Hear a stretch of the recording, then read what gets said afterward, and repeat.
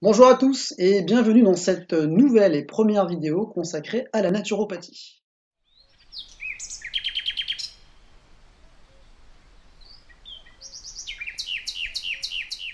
Les chemins de la nature.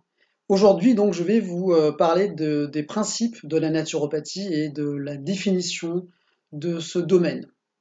Il faut savoir d'abord que la naturopathie depuis 1980 a été reconnue par l'OMS comme étant la médecine traditionnelle occidentale au même titre qu'en Inde la médecine ayurvédique et la médecine chinoise en Chine.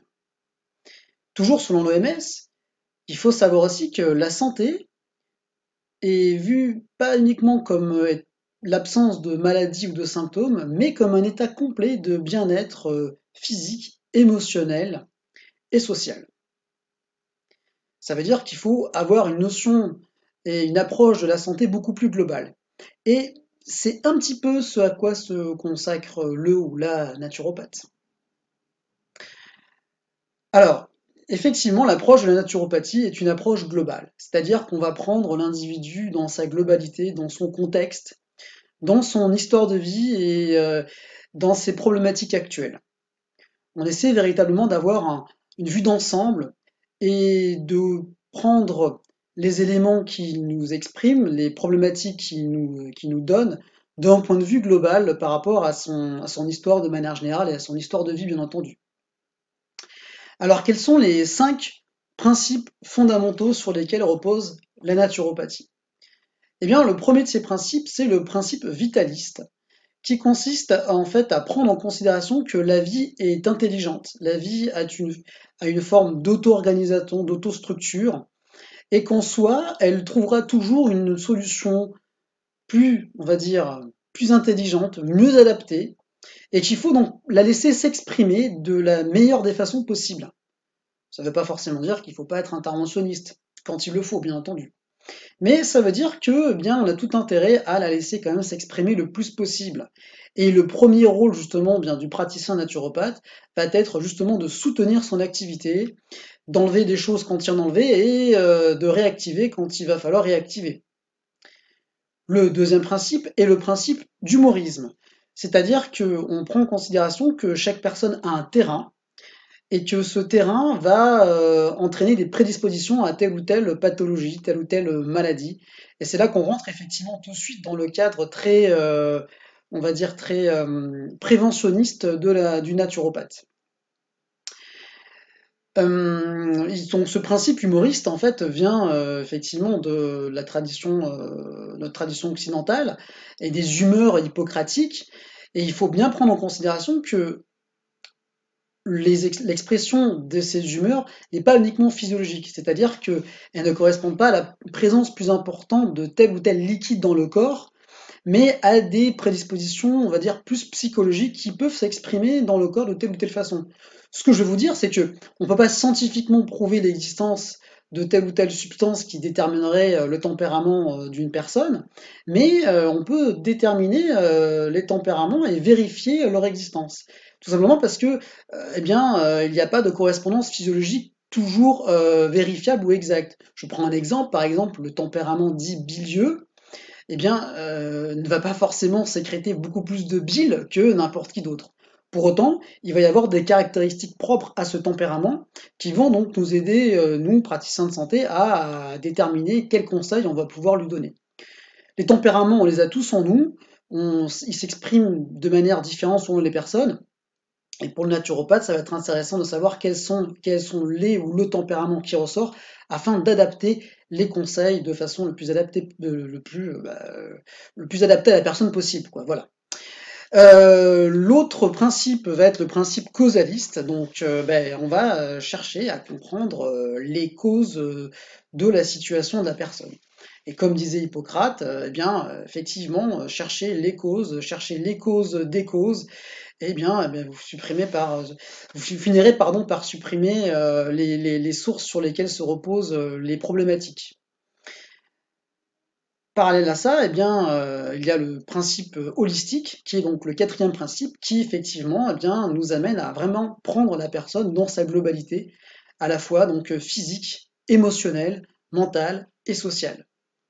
Et c'est pour ça qu'une consultation avec un naturopathe, en tout cas une première consultation, va prendre un certain temps, entre 1 heure et demie, parfois peut-être un petit peu moins ou un peu plus, parce qu'on va poser un certain nombre de questions et on va creuser avec la personne et on va du coup examiner chacune de ces dimensions pour avoir un tableau, un panel le plus complet possible. Le cinquième principe, on est là dans l'application, c'est le principe hygiéniste ou à la base naturiste, parce qu'il faut savoir que dans le naturisme, il y a des principes naturopathiques au départ avant de devenir le mouvement qu'on connaît aujourd'hui.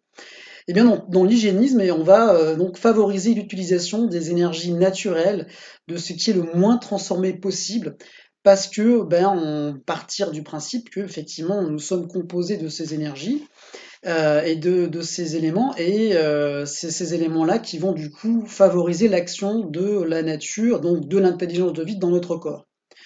Alors c'est très abstrait ce que je viens de dire, effectivement, ça reste quand même de l'ordre du symbolisme, mais quand même quand on regarde, on peut trouver des petits points de comparaison. On a tous un petit peu de l'élémentaire en nous, avec la présence de sels minéraux. On a tous, bien entendu, en nous des liquides, 70% de notre volume. On a tous un petit peu en nous bien de l'élément air, avec des gaz qui sont présents, de l'air résiduel et des gaz dans les poumons, mais aussi dans d'autres parties du corps. Et où il y a un petit peu quand même de feu, parce que effectivement, il y a une production d'énergie par les cellules, une production de chaleur, notamment pour activer la digestion, et je fais un parallèle avec la médecine chinoise, où on parle notamment de feu digestif. Et là, moi j'aime bien insister là-dessus, pour moi justement, la naturopathie, pardon, c'est vraiment une démarche philosophique, dans un sens où, au départ, c'est une réflexion de la position de l'individu par rapport à la nature. Et on retrouve ça dans la définition même du mot, donc naturopathie. Alors la première fois qu'il a été utilisé, il vient des États-Unis, mais en fait c'est des Américains médecins ou praticiens de santé qui se sont inspirés de praticiens européens, notamment allemands, Kneipp, mais le terme en soi a été employé, et la définition de naturopathie donc, peut se prendre sous deux angles, ou la maladie pardon, selon la nature, donc pathos voulant dire maladie et nature, ou natural's path. Oui, je sais, j'ai un super accent anglais. Nature's Path, c'est-à-dire le chemin de la nature. Et en France, donc, nous avons un courant naturopathique français qui a été, on va dire, officialisé, concrétisé par un biologiste français qui s'appelait Pierre-Valentin Marchesseau. Et en 1935, il a donc créé ce qu'il appelle donc la naturopathie orthodoxe. Voilà, il s'est inspiré, bien entendu, de mouvements qui existaient déjà en France. Nous avons quelques grands noms d'hygiénistes français. Et donc Pierre-Valentin Marchesseau a mis en place les bases de la naturopathie avec donc trois techniques majeures et 7 autres techniques qui accompagnent ces trois techniques majeures. Et donc ces trois techniques majeures vont être les trois vecteurs d'action du naturopathe, c'est-à-dire la partie alimentation, pas forcément diététique d'ailleurs, mais tout ce qui concerne l'alimentation de manière générale, l'exercice physique et le travail psycho-émotionnel. Là-dessus vont se rajouter donc cette autre technique qui inclut notamment l'utilisation des plantes, qui va faire office de vecteur assez universel parce que la plante permet à la fois de nous nourrir et de travailler sur différentes parties de notre corps, mais également aussi l'utilisation de massage, l'utilisation de l'eau bien entendu avec l'hydrologie. Voilà. Chaque praticien naturopathe a ses spécialités, va utiliser telle ou telle technique. Vous avez effectivement des praticiens naturopathes qui sont très spécialisés sur les massages ou sur la réflexologie plantaire. Tout ça est intéressant, ça permet vraiment d'avoir une approche très globale, et du coup ça peut être bien de voir différents praticiens pour avoir différentes façons d'approcher la question et de réguler de manière générale sa santé. Donc la naturopathie tire effectivement son origine de notre tradition occidentale. Et effectivement, elle se repose sur des principes antiques, avec notamment le bien connu Hippocrate de Chios.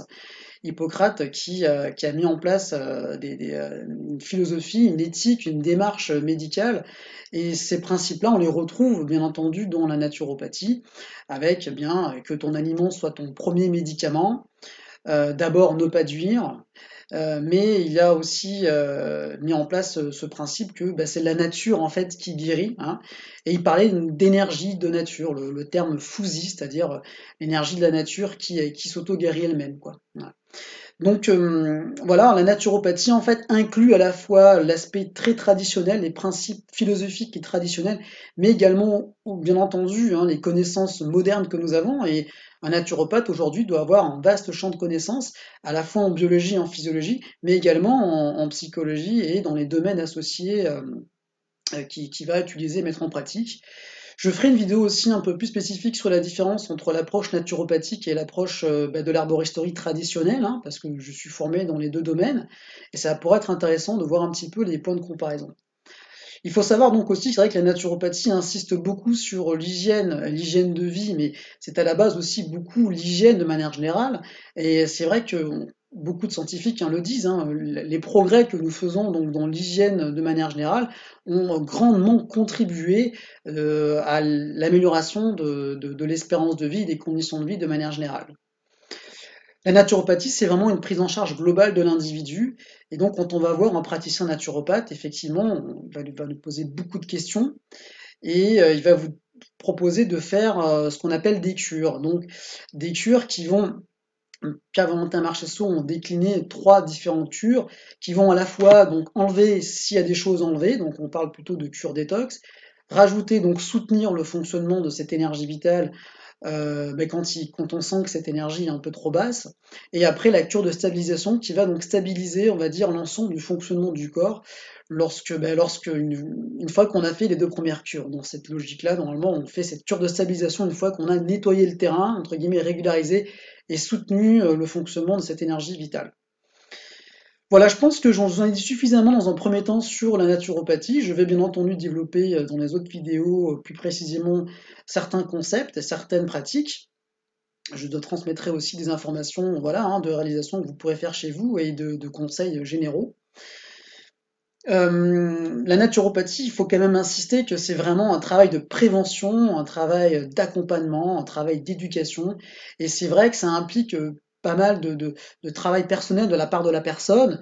Ça conditionne, on va dire, les résultats, parce qu'en fait, il faut bien insister sur le fait que le naturopathe ne guérit pas, nous ne guérissons pas, nous ne prenons pas en charge non plus les maladies, hein, la plupart des naturopathes ne sont pas médecins, et on ne prend pas en charge la maladie, on prend en charge le contexte global de la personne. La maladie est vue vraiment de façon différente, c'est-à-dire que c'est une expression du corps et souvent une adaptation que la nature a trouvée. On va pas forcément lutter contre, on va vraiment travailler en global. C'est pour ça que c'est vraiment une approche complémentaire avec l'approche classique que l'on connaît. Écoutez, je pense que j'en ai dit suffisamment pour cette première vidéo. N'hésitez pas à me poser des questions si vous en avez envie dans les commentaires. Et je vous dis à très bientôt pour une prochaine vidéo sur la naturopathie et sur les chemins de la nature. Prenez soin de vous et à bientôt. Au revoir.